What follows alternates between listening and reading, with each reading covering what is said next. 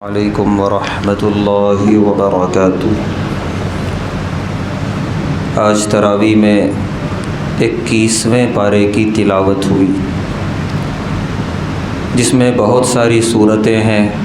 سورہ روم، سورہ لقمان، سورہ سجدہ، سورہ احزاب، اور ان تمام صورتوں میں پیغامات ہیں، نصیحتیں ہیں، احکامات ہیں، اور ان تمام کو اس وقت بیان کرنا مشکل، لہذا ان تمام باتوں میں سے دو باتیں اس وقت آپ حضرات کے سامنے رکھی جا رہی ہیں۔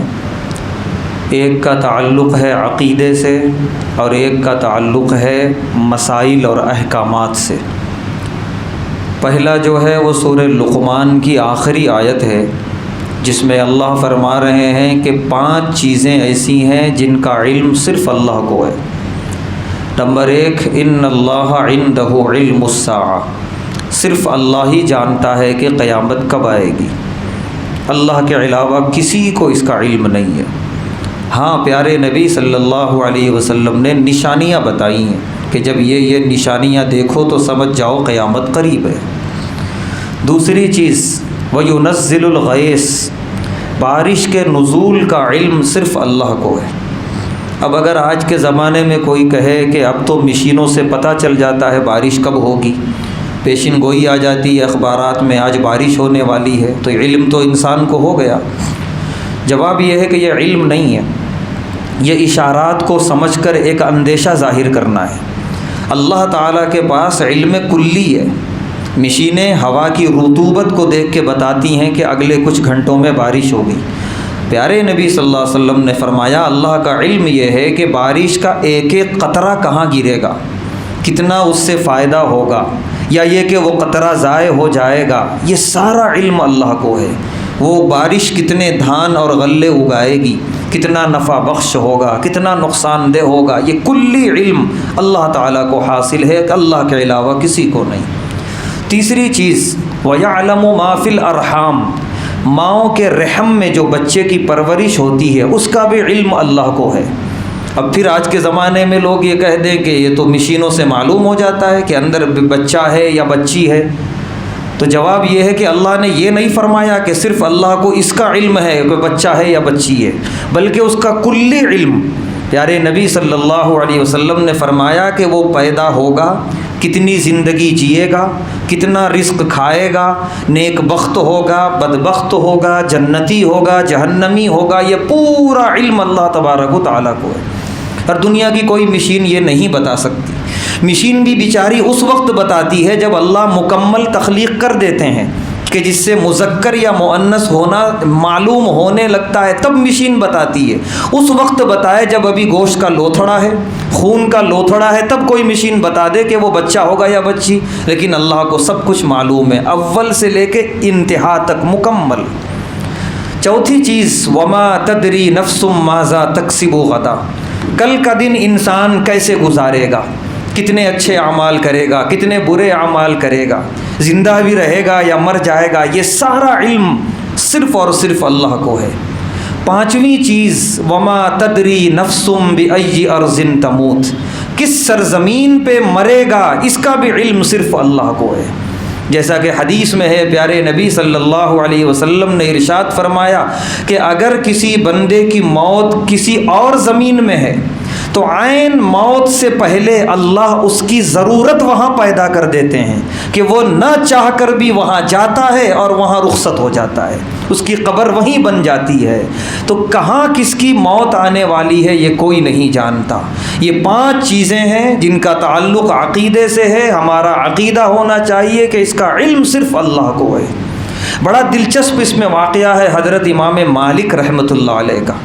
ہم سب جانتے ہیں بڑے عاشق رسول، بڑے محدث، بڑے فقیہ امام مالک رحمۃ اللہ علیہ مدینہ طیبہ میں روضہ نبوی پہ بیٹھ کے حدیث کا درس دیا کرتے تھے، اور اتنا اہتمام کہ ہر درس کے لیے غسل فرماتے، نیا کپڑا پہنتے، عود کی دھونی دی جاتی، بڑے اہتمام اور صفائی کے ساتھ آپ جو ہے درس نبوی دیتے تھے، درس حدیث دیتے تھے روضے پہ۔ اور جب حدیث کا ترجمہ کرنا ہوتا کہ فرمایا پیارے نبی صلی اللہ علیہ وسلم نے، تو قبر اطہر کی طرف مڑتے اور کہتے فرمایا اس شخصیت نے جو اس روضے میں آرام کر رہی ہے۔ ایک بڑا کیفیت والا ان کا درس ہوتا تھا، بڑی محبت مدینہ طیبہ سے، اور بالکل عمر کے آخری مرحلوں میں تھے۔ حج کا تقاضا ہوا، نفلی حج، فرض حج تو کر چکے تھے، خواہش تھی کہ نفلی حج کروں، لیکن ڈر تھا کہ کہیں مدینے کے باہر موت نہ آ جائے۔ وہ مدینہ ہی میں مرنا، مدینہ ہی میں دفن ہونا ان کی دلی خواہش تھی۔ چنانچہ اسی کشمکش میں تھے کہ خواب میں زیارت ہوئی پیارے نبی صلی اللہ علیہ وسلم کی، اور ہمیں معلوم ہونا چاہیے یہ وہ فقیہ ہیں کہ جن کو بارہا زیارت ہوئی ہے پیارے نبی صلی اللہ علیہ وسلم کی۔ جب بھی کوئی حدیث انہیں سمجھ میں نہیں آتی، خواب میں خود پیارے نبی صلی اللہ علیہ وسلم سے پوچھ لیا کرتے۔ اسی لیے امام مالک کا جو قول ہوتا ہے حدیث کی دنیا میں پہاڑ جیسا مضبوط۔ بہرحال امام مالک رحمۃ اللہ علیہ نے زیارت فرمائی پیارے نبی صلی اللہ علیہ وسلم کی، اور یہی سوال کیا کہ خواہش ہے حج بیت اللہ کی بھی، اور دوسری بڑی خواہش ہے آپ کے شہر میں مرنے کی بھی، تو کہیں ایسا نہ ہو کہ میں نکلوں اور میری موت آ جائے، ذرا بتا دیجئے کہ میری موت کب ہے، کیا میں حج کر سکتا ہوں؟ پیارے نبی صلی اللہ علیہ وسلم نے 5 انگلیوں سے اشارہ فرمایا، خواب ختم ہو گیا۔ اب وہ بڑے پریشان کہ 5 سے 5 ہفتہ مطلب ہے، یا 5 مہینے یا 5 سال، میں کتنا زندہ رہوں گا؟ اس وقت خوابوں کی تعبیر بتانے والے ایک بہت بڑے تابعی محمد ابن سیرین رحمۃ اللہ علیہ، بہت بڑے اہل اللہ گزرے ہیں یہ، ان کی کتاب عربی میں آج بھی ہے تعبیر الرؤیا، خوابوں کی تعبیر۔ اتنے بڑے خواب کی تعبیر بتانے والے کہ ان کے وقت کے بڑے بڑے علماء ان سے خواب کی تعبیر پوچھتے تھے۔ اب خود دیکھیے سب سے بڑے محدث اس زمانے کے امام مالک رحمۃ اللہ علیہ، لیکن خواب کی تعبیر پوچھ رہے ہیں محمد ابن سیرین رحمۃ اللہ علیہ سے۔ ہمیں معلوم ہونا چاہیے خوابوں کی تعبیر ایک الگ علم ہے، ضروری نہیں ہے کہ جو مسجد کا امام ہے وہ خواب کی تعبیر بھی بتائے، ضروری نہیں ہے جو حافظ قرآن ہے وہ خواب کی تعبیر بھی بتائے، ہر ایک سے ہم پوچھنے لگتے ہیں، اور پیارے نبی صلی اللہ علیہ وسلم نے منع فرمایا ہر ایک کے سامنے خواب کا ذکر نہ کیا کرو۔ کسی کی زبان سے کچھ نکل گیا غلط تو ویسا بھی ہو سکتا ہے، کیونکہ خواب معلق رہتا ہے، تو ہر ایک کے سامنے ذکر نہ کیا جائے جب تک کہ یقین نہ ہو کہ یہ خواب کی تعبیر بتاتا ہے۔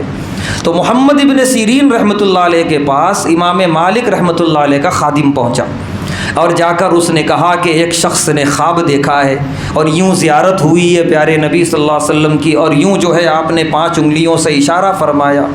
محمد ابن سیرین رحمۃ اللہ علیہ نے فرمایا یہ کوئی ایک شخص نہیں، کوئی بڑا شخص ہے، صحیح بتاؤ نام کیا ہے؟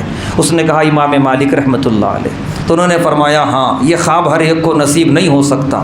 اس کے بعد انہوں نے فرمایا محمد ابن سیرین رحمۃ اللہ علیہ نے جا کے کہہ دو امام مالک رحمۃ اللہ علیہ سے کہ پیارے نبی صلی اللہ علیہ وسلم نے 5 انگلیوں سے ان 5 چیزوں کی طرف اشارہ کیا کہ جس کا علم صرف اللہ کو ہے، باقی کسی کو نہیں ہے۔ اس میں ایک یہ بھی ہے وما تدری نفس بأی ارض تموت، کس سرزمین پہ موت واقع ہوگی صرف اللہ جانتا ہے۔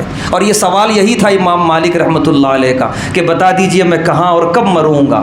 پیارے نبی صلی اللہ علیہ وسلم نے اشارہ فرما دیا کہ یہ 5 چیزوں کا علم اللہ کو ہے، اللہ کے علاوہ کسی کو نہیں ہے۔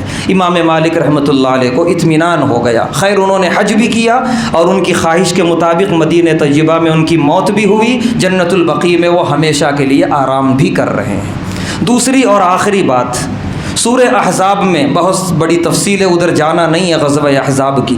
اس سے پہلے اللہ تعالیٰ نے ایک مسئلہ بیان کیا ان بچوں کا جس کو پال لیا جاتا ہے، لے پالک بیٹے، منہ بولے بیٹے، جن کو اولاد نہیں ہوتی وہ دوسروں کا لے کے پال لیتے ہیں۔ اللہ نے فرمایا کہ وما جعل ادعیاءکم ابناءکم، تم جو کسی کے بچوں کو لے کر پالتے ہو وہ تمہارے بیٹے نہیں ہوتے، کیونکہ اسلام کا تعلق منہ سے نہیں ہے، منہ سے بول دیے بیٹا تو بیٹا ہو گیا، اس کا تعلق خون سے، خونی رشتہ ہے تو ہے، نہیں تو ٹھیک ہے تم اس کی پرورش کر رہے ہو، تم ایک مربی ہو اور وہ تمہاری زیر تربیت ہے، بس نہ وہ تمہارا، نہ تم اس کے باپ ہو نہ وہ تمہارا بیٹا ہے، لہذا وہ باپ بول بھی نہیں سکتا اسے اپنے باپ کی، جیسے جس نیت سے بچے اپنے ابا کو ابا بولتے ہیں، اپنی ماں کو ماں بولتے ہیں کہ اسی نے مجھے جنا ہے، پیدا کیا ہے، اس نیت سے باپ اور ماں بولا بھی نہیں جا سکتا۔ اور اگر کسی اور خاندان سے لا کر پال رہے ہیں اور وہ بڑا ہو رہا ہے تو وہ نامحرم بھی ہو جائے گا، یاد رکھیں اچھی طرح۔ ہاں اگر خاندان کا ہی ہے، بھتیجا ہے، بھانجا ہے تو کوئی بات نہیں، غیر خاندان سے لے کر اگر ہم اسے آئے ہیں تو وہ نامحرم بھی ہوگا، پردہ بھی ضروری ہے۔ اسی لیے اللہ فرما رہے ہیں ذالکم قولکم بافواہکم، یہ تمہارے منہ کی باتیں ہیں کہ یہ میرا بیٹا ہے، میں اس کا باپ ہوں، نہیں ہو نہیں سکتا، خونی رشتہ نہیں تو بات ختم ہو گئی۔ تو لہذا یہ آدھار کارڈ میں جو ہے باپ کی جگہ اپنا نام لکھانا، شادی کے کارڈ میں باپ کی جگہ اپنا نام لکھانا، یہ بالکل بھی جائز نہیں ہے قرآن کی آیت کے روح سے، کیونکہ یہ آیت دراصل نازل ہوئی حضرت زید رضی اللہ تعالیٰ عنہ کی وجہ سے۔ یہ غلام تھے، بیچے گئے، پیارے نبی صلی اللہ علیہ وسلم کی خدمت میں آئے، آپ نے آزاد کیا، آپ کے یہاں وہ رہتے تھے بالکل اس طرح جیسے بیٹا رہتا ہے۔ تو مکے والے زید بن محمد کہنا شروع کر دیے تھے، اللہ نے آیتیں اتار دی، ہو نہیں سکتا، زید بن محمد ہو نہیں سکتا، زید بن حارثہ ہیں وہ، ان کے والد کا نام حارث ہے، تو لہذا زید بن حارث کہو، ادعوہم لآبائہم، ان کو ان کے باپ کے نام سے پکارو۔ تو پیارے نبی صلی اللہ علیہ وسلم نے فوراً منع کر دیا، میرا نام ہٹاؤ ان کے نام کے ساتھ سے۔ اب جب ان کے ظاہر سی بات ہے تھوڑا دل میں تکلیف ہوگی، اتنا پیارا نام لگا تھا میرے نام کے ساتھ، حضرت زید کے ساتھ نبی کا نام تھا، اللہ تعالیٰ نے ان کی دل جوئی کے لیے ان کا نام قرآن میں نازل کر دیا۔ پورے قرآن میں کسی صحابی کا نام نہیں ہے، نہ خلفائے راشدین، نہ عشرہ مبشرہ، نہ اہل بیت، کسی کا نہیں، صرف یہ ایک صحابی ہیں زید۔ فلما قضا زید منہا وطرن، ان کا نام اللہ نے ظاہر کر دیا اور نازل کر دیا قیامت تک کے لیے۔ جس طرح قرآن زندہ، ان کا نام بھی زندہ، اس طرح ان کی دل جوئی بھی ہو گئی، اور جو ہلکی سی تکلیف تھی وہ بھی دور ہو گئی، ختم ہو گئی، اور مسئلہ امت کو مل گیا کہ منہ بولے بیٹے اپنے بیٹے نہیں ہوتے، لہذا ان کے ساتھ بالکل اپنے جیسا، سگے بیٹے جیسا سلوک نہیں ہو سکتا۔ ہاں محبت جتنی دینا ہے دیو، تربیت میں جتنی ان کے ساتھ شفقت کا مظاہرہ کرنا ہے بالکل کرو، لیکن وہ خونی رشتہ نہیں ہوگا اور وراثت میں اس کا حق بھی نہیں ہوگا۔ اللہ تعالیٰ سے دعا ہے اللہ تعالیٰ ہم تمام کو ان احکامات پر عمل کرنے کی توفیق عطا فرمائے۔